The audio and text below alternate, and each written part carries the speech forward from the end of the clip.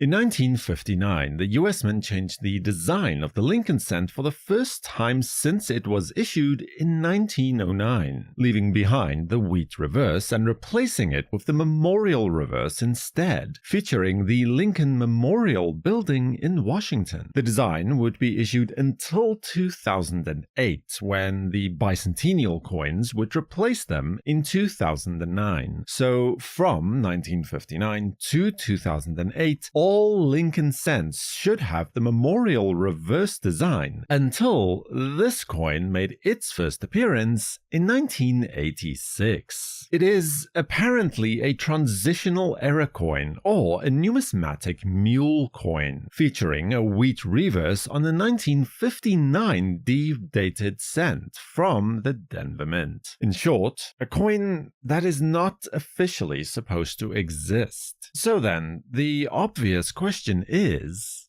might this be a forgery? Well, before we attempt to answer that question, I feel it's important to look at exactly what a mule exactly is. A mule, in numismatic terms, is a coin made with two different designs that were never supposed to be used together. A good example is a coin like this 2001 Denver Mint piece with a Lincoln cent obverse and a Roosevelt dime reverse struck on a 1-cent planchet. This coin was sold in 2024 for $114,000. Or perhaps this Sacagawea dollar reverse that was paired with a state quarter obverse that says quarter dollar on one side and $1 on the other side. That was sold in 2022 for $144,000. So basically, an extremely rare kind of error coin that was never supposed to exist. In this case,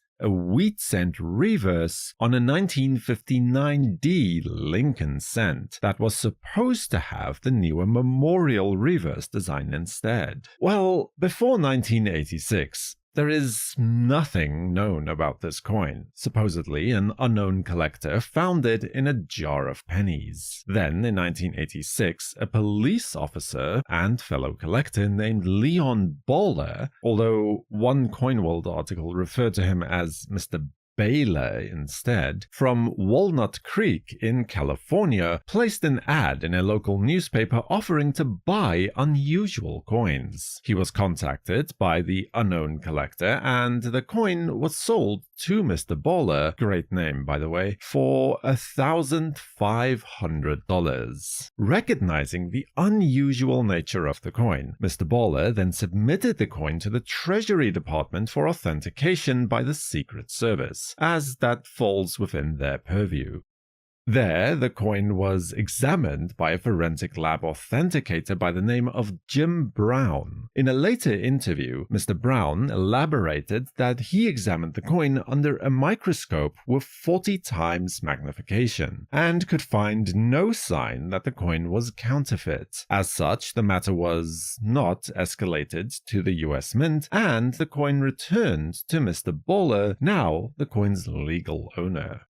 The letter accompanying the coin upon its return, which is dated February 7th, 1986, was signed by a special agent Richard McDrew. It's very concise and simply states, "Dear Mr. Bowler, enclosed is your United States 1-cent coin dated 1959D with wheat reverse. This coin was microscopically examined by our Forensic Services Division in Washington, D.C., and it is their opinion the coin is genuine." Surely, with this in hand, Mr. Bowler felt confident in his assertion that the coin was genuine. After all, the might of the US government now seemed to stand behind it. He sold the coin in the following year, that's 1987, to Heritage, who was then still known as Heritage Rare Coin Galleries, for a sum reported to be around $15,000. Then, sometime later, between 1987 and 1992, the coin was then again sold, presumably by Heritage, for $22,000. Now, around this time, the coin was beginning to draw more attention within the numismatic community. It was even featured on the front page of Coin World in May of 1993, and one of the criticisms of the prior authentication was done by the Secret Service. It was revealed that Mr. Brown, who examined the coin, was supposedly a currency expert and not a coin expert, so that brought the authentication into question. Then, in July of 1993, the coin was submitted to the American Numismatic Association's Authentication Bureau, where Michael Fahey, then an examiner at the ANA, as well as J.P. Martin, the ANA's chief authenticator, both examined the coin. They could not report any absolute objective or empirical reason to label the coin as a forgery, and yet their every instinct as seasoned numismatists was yelling at them that something about the coin was just not quite adding up. Now, in order not to misrepresent anything, I will just quote the letter penned by J.P. Martin about this coin. The outstanding feature was that the coin had a wheat reverse retired in 1958. The coin looked to be within normal specifications, but looked atypical for a 1959 cent. The surface texture seemed glossy, but exhibited several areas of dye polish, which is unusual for this coin. So, the coin had the right measurements, the weight, diameter, and all such, but just looked wrong for the typical coin from the issue. The letter then continues, I was fairly certain that the coin was not two halves joined due to the bell-like tonal qualities it exhibited when tapped. There was no evidence of edge manipulation. So that just confirms that the coin was not made by cutting 2 cents in half and then rejoining them again to produce a fake mule error. Also, the coin was subjected to dispersive X-ray analysis under the scanning electron microscope. This test revealed the composition to be near specifications. Okay, so what this particular paragraph means is that the coin was subjected to energy dispersive X-ray spectroscopy, or EDS for short, using a scanning electron microscope. Now, EDS is a non-destructive way of testing the chemical or elemental composition of items. In this case, coins, to see what it is made of, or even to reveal layering, which is useful for detecting plating or soldering. The analysis would help to confirm whether the metal content aligns with that of a genuine 1959 cent, or if it contains any foreign elements or incorrect ratios that might suggest a forgery. But apparently, all this was normal. But back to the letter. The coin appeared to be struck without evidence of die flow or cracking. This is typical of counterfeits or genuine early strikings. All in all, the attention given to the die, as shown by the polish, is the most bothersome. I challenge any reader to match the shown die polish to the 1959 D obverse or wheat reverse. So, this particular part, I feel, is the most germane point in the analysis. The way that the coin was created seems inconsistent. The fact that no real dye erosion seems to have taken place, but heavy dye polish lines and clear dye markers are seen. The fact that the letters are clean, crisp, and sharp, but the bust of Lincoln is very worn out. It's all just inconsistent with what you would expect to see. The letter then concludes with the following statement. Though this piece appears to be suspicious, no absolute technical condemnation can be made, especially without a comparison example from the same dies. For this reason, the coin was given a no decision by the ANAAB. The coin was then also submitted to the INS in the same year, and a similar non-committal conclusion was returned. The coin was then sent to PCGS, where David Hall apparently examined the coin personally. Again, the coin was returned with a no decision. It is our opinion that the 1959D Wheat Mule Cent is not a US Mint product. We feel that it was made from fabricated dies, probably spark erosion. Our opinion is based on visual examination. Our opinion was so strong that we felt more elaborate tests were unnecessary. Now, how PCGS came up with the spark erosion theory, I'm not exactly sure because they don't really elaborate, as spark erosion or electrode discharge machining leaves a very specific signature, specifically micropitting or a grainy texture combined with this strange dichotomy where you have sharp details but also softness in very detailed areas. So technically, it is possible that the fake dies were created using spark erosion, and then the coin was struck using these manufactured dies. Perhaps the coin was then weathered to make it look like it was found in circulation, and potentially to remove the more signature characteristics of spark erosion manufacturing. Now, at the time, almost every major authentication service has refused to render a conclusive decision on this coin, except for the Secret Service. So you might ask, why isn't that enough? Well, I think a little bit of additional context is needed for that answer, something that a lot of people seem to have forgotten or chose to ignore, is the fact that it is not the first time that a 1959D Wheat Cent has appeared on the market, despite this coin apparently being unique. Back in the mid-1970s, about 1975 or 76 if I remember correctly, the 1959D wheat penny was initially authenticated by the Secret Service as genuine, and it was even independently verified by an early authentication service. But then, when the coin was sent to CoinWorld for study and further publication, they found that the last 9 in the date was applied. In other words, someone created a forgery by carefully removing the last digit of a normal 1950s D cent and then soldering on a 9 in its place. The same way that 1914 D pennies would be faked by adding a D mint mark to a normal 1914 cent, for instance. And that fake coin was also initially verified as genuine by the Secret Service. And the whole thing was a very embarrassing and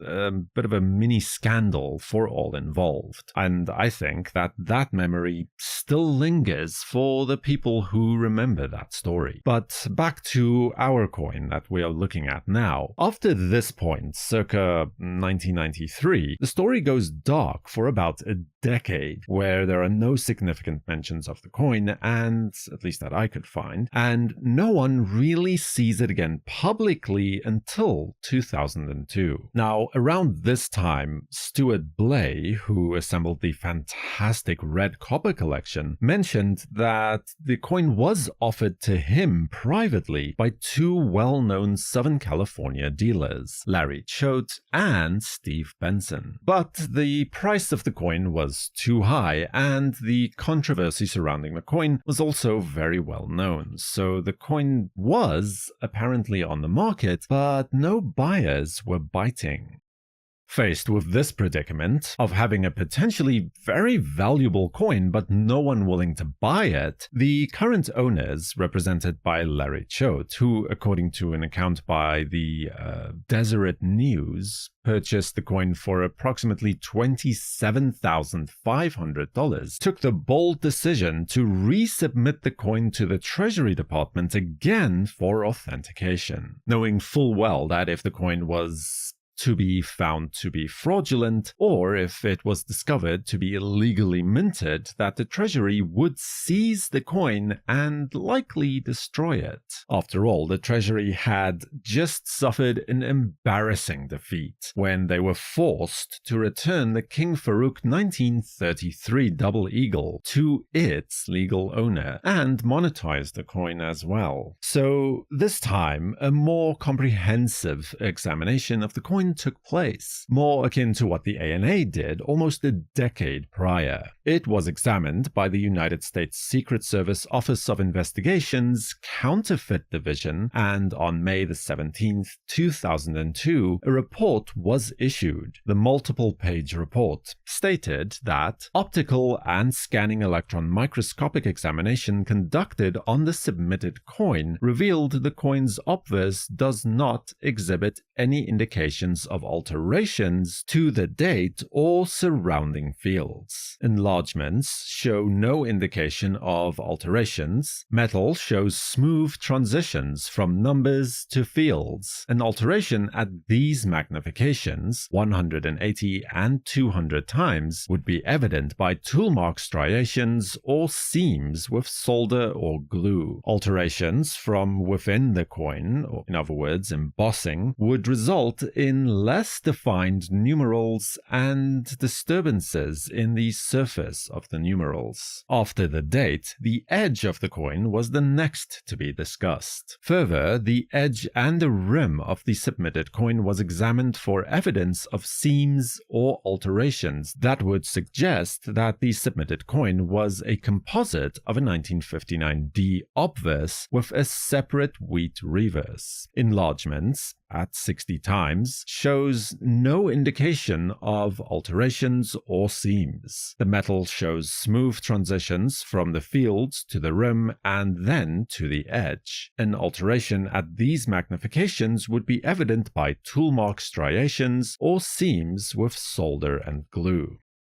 Then the report makes note of the prominent polish lines on the coin. The submitted Lincoln Wheat Cent displays prominent die polish, raised striations in the field, but absent from the raised devices, on the obverse and reverse. During the course of examination, the subject coin was compared to one 1959 cent and two 1959D cents that had similar die polish on the obverse.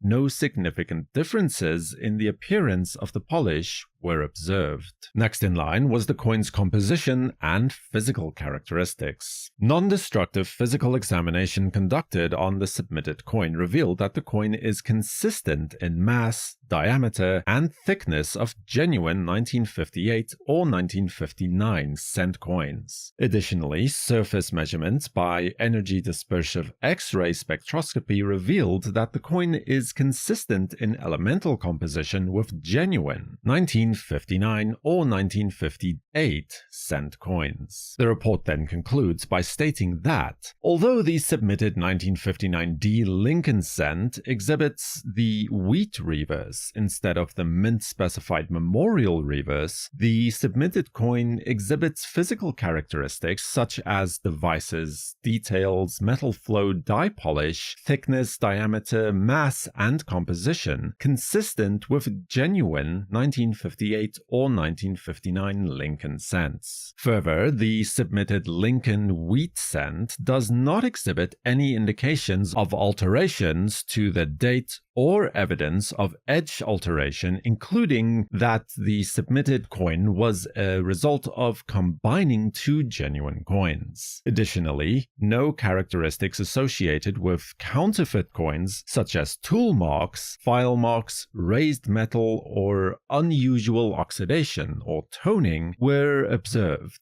In the absence of any evidence that the submitted 1959D Lincoln Wheat Cent is not consistent with having been manufactured by the US Mint, the coin was determined to be a genuine Mule Cent. The report is signed by Mark J. Serency, a counterfeit specialist, and approved by Anthony M. Chapa, special agent in charge.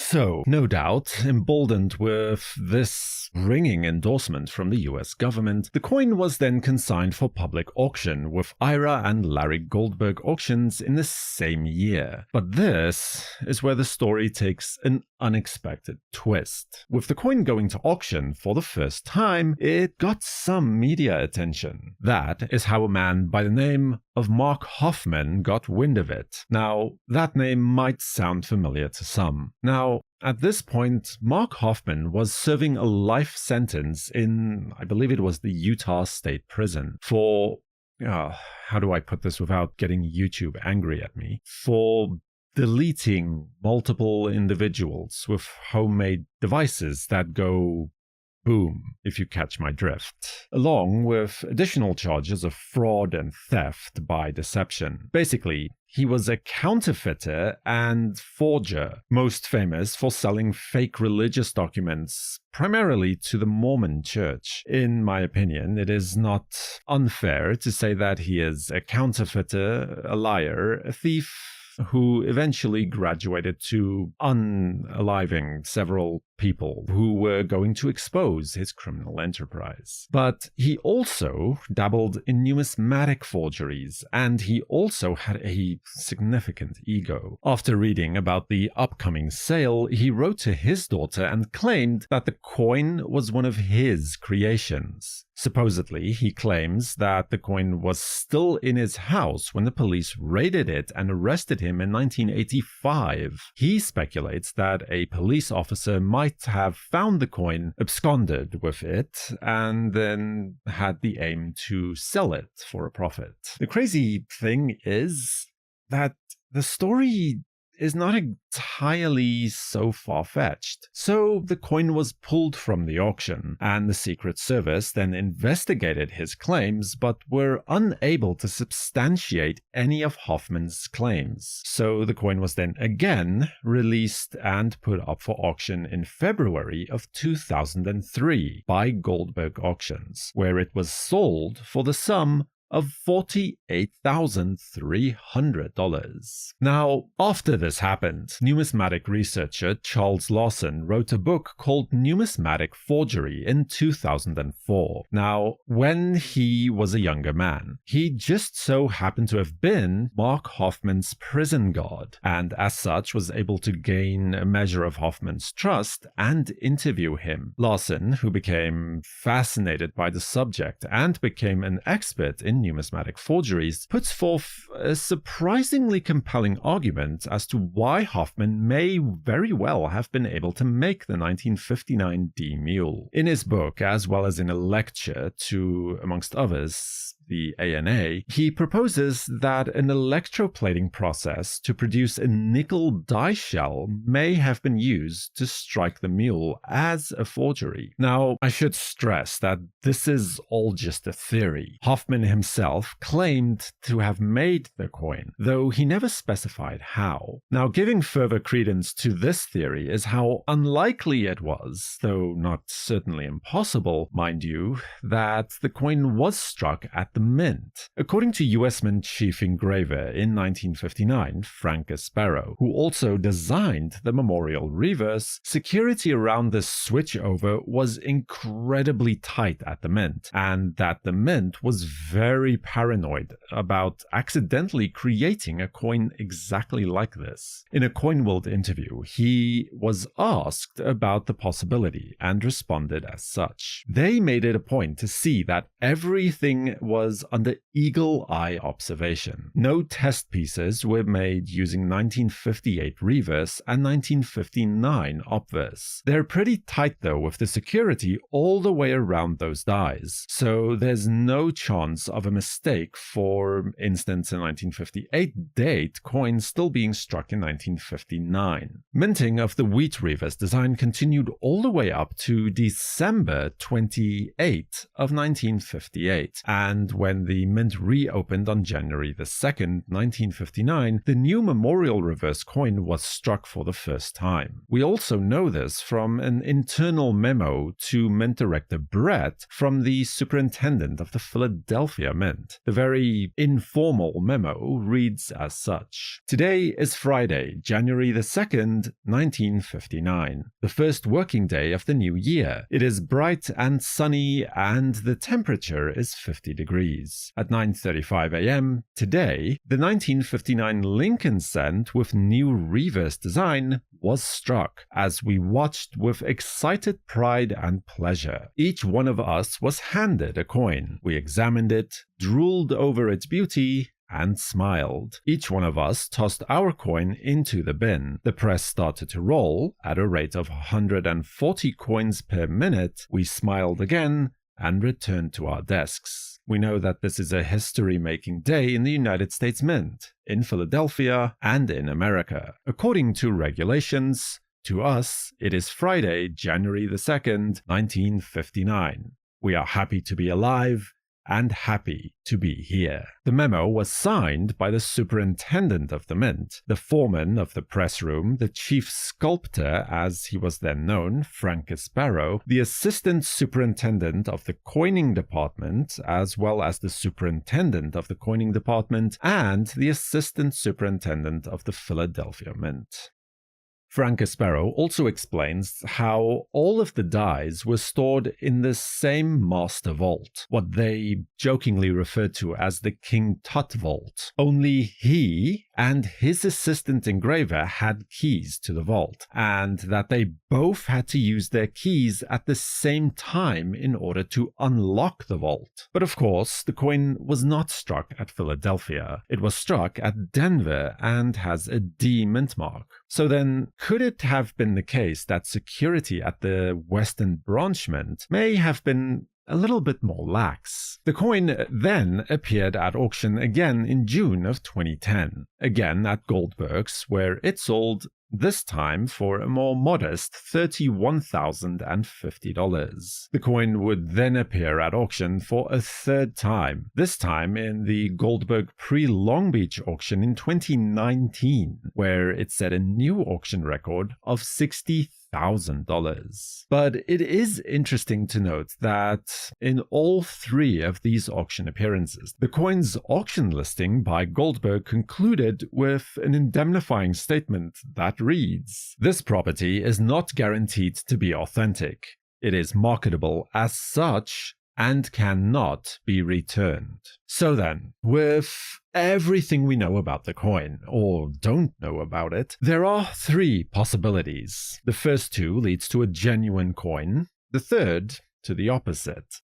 So, 1. The coin was struck accidentally at the Denver Mint during the crossover from wheat design to the memorial design. It then got mixed in with the normal coins and escaped the Mint's quality control into circulation as a lone survivor and unlikely mint error.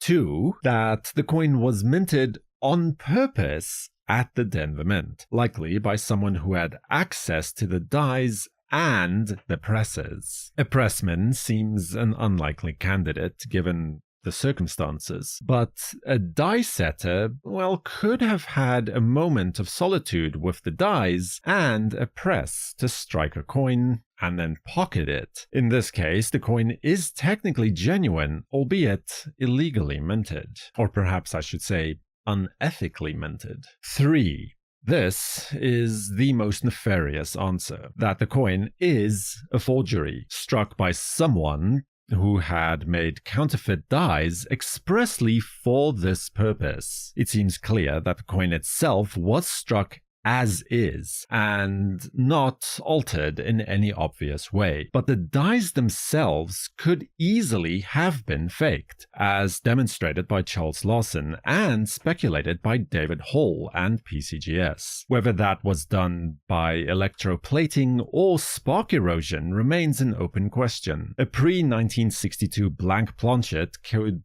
easily be obtained from a coin dealer legitimately and then struck using these fake dies. And this last theory does also explain the many of the coin's eccentricities. It's a difficult question to answer, and with only a single coin known, doing a proper die study is also complicated. So, what do you think? Is the 1959 Mule Cent genuine or not?